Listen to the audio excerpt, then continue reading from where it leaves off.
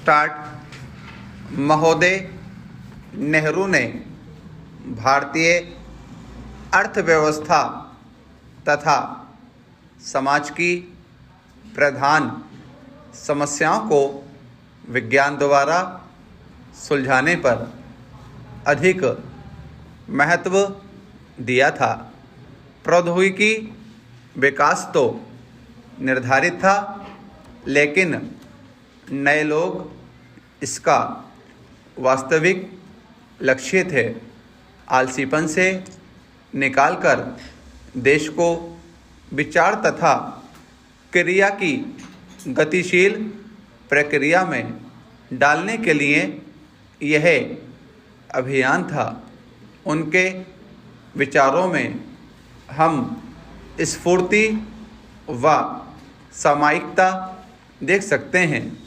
वैज्ञानिक शिक्षा तथा विचार द्वारा तकनीकी विकास गतिशील प्रक्रिया के रूप में औद्योगिकरण, सर्वसम्मति द्वारा सामाजिक कार्य और मानव प्रतिष्ठाओं के साथ समाजवाद आदि 21वीं सदी के प्रतिमानों में प्रधान रूप से सामयिक हैं।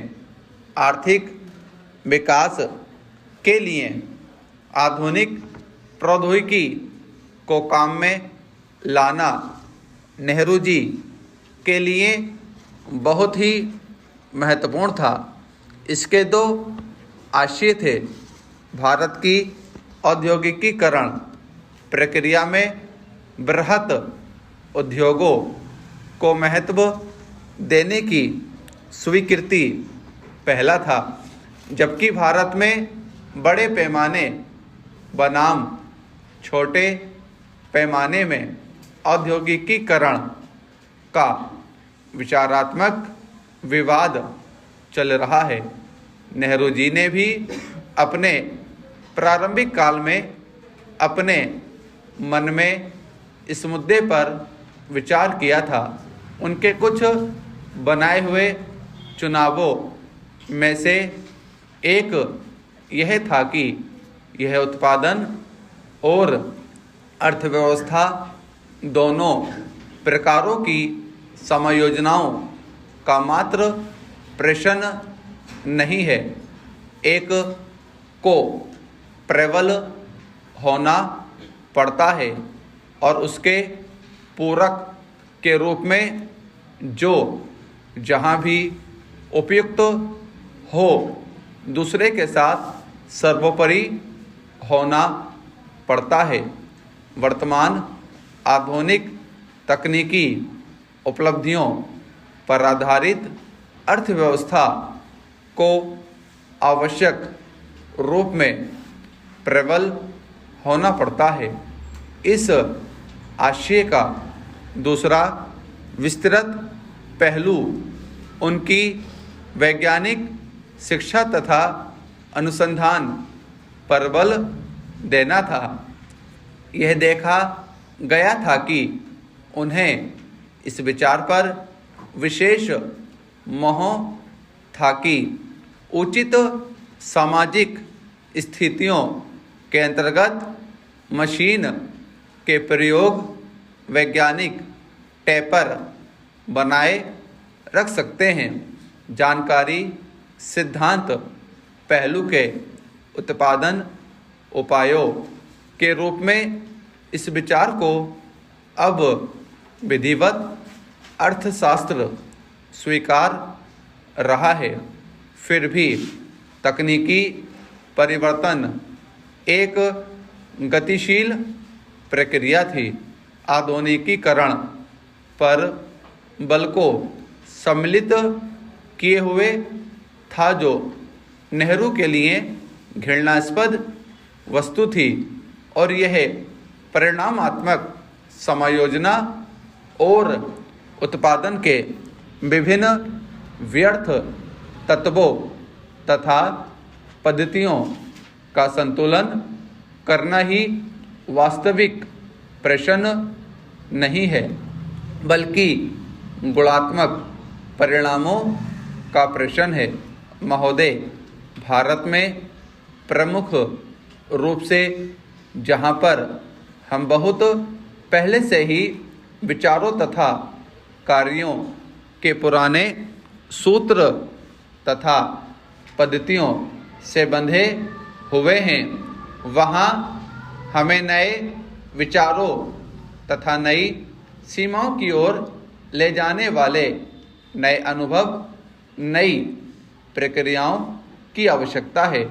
अतः हमें अपने जीवन के स्थिर तत्व को परिवर्तित कर गतिशील तथा जीवंत बनाना चाहिए और अपनी बुद्धि को तीव्र तथा उत्साही बनाना चाहिए।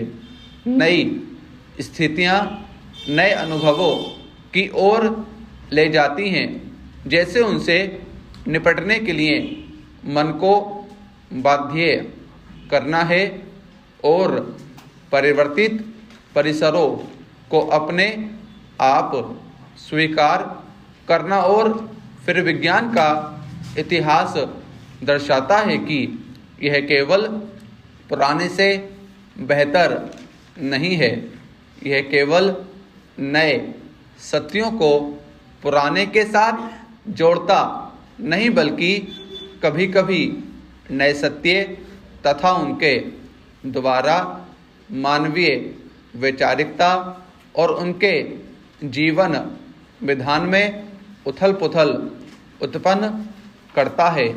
अतः विज्ञान मात्र पुराने को अच्छे आयामों में आवर्तित नहीं करता या पुराने के साथ नहीं जोड़ता, बल्कि विश्व तथा मानव की चेतना के लिए कुछ नया सृजित करता है।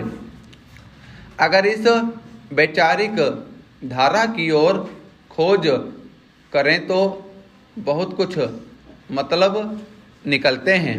यह केवल विज्ञान दर्शाने वाले नवीन सत्यों को ही केवल पुराने के विकास को ही नहीं स्वीकारेगा, बल्कि अगर उसने इस आत्मा के विरुद्ध जाना चाहा तो पुराने को अस्त व्यस्त करने के लिए भी तैयार है।